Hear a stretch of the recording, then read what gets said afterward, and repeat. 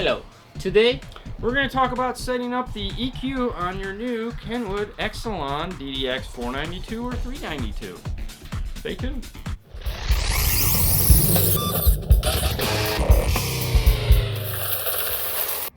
Alright, so you just got your new radio. You're enjoying it, you're playing with it, you want to have some fun. Well, you're going to need to set up the EQ. Right? show me how. Well, I will. First thing you got to understand is Kenwoods have a thing called source tone adjust. Source tone adjust means just that. You can make a different tone on each source.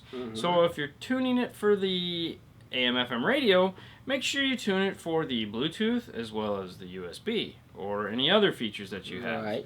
DVD, CD, you get it. If anyone still plays those DVD, CD things. Anyways, we're going to go ahead and show you how to do that. So here we go. Alright, so we're in the main menu. First thing we want to do is hit setup. We'll come over here and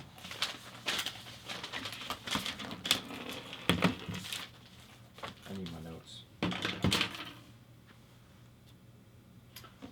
Okay, so the first we want to do is get into the main menu, which is right here, and we'll hit setup. Top of the list we have audio, and then we'll come over here and we have balance and fader. Balance and fader is pretty simple. You touch where you want it to go. Okay. Center. It'll automatically put it right there in the center.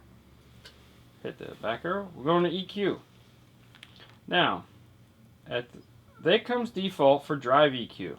Drive EQ comes in many versions. This particular version is the entry-level version, is the easiest way to say it. Drive EQ adds some noise canceling into the system that is controlled via turning up and down the volume. It's not really noise canceling like you're thinking, like Cool Bose headphones, but it's designed around noise from the road noise, and EQing to compensate for it. In this particular model, as you turn the volume up, it increases and decreases that equalization. Other than that, you have natural, rock, pop, easy, powerful, top 40, jazz, and down here we have user. Now, user, you can adjust the 5 bands over here. You have 5 bands to choose from. Okay. As well as down here you have your subwoofer level control, which is kind of nice because a lot of times you'll be adjusting the EQ and you want to turn the sub down so that you can hear what effect it's having on your mid-range. Alright. We'll X out of that. Next thing to come up is loudness on and off. Pretty self-explanatory on that one. And then the crossover. This one has a high pass and a low pass crossover. It's not front and rear, it's high pass, low pass. So that means all the high pass speakers are the same, and obviously the one sub is the same.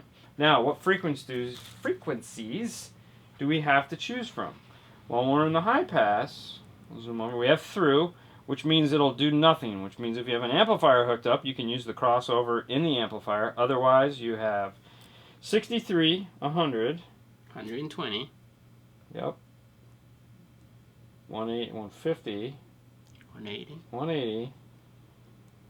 And that's it. Now they're all at 12 dB. There's no adjustment for that.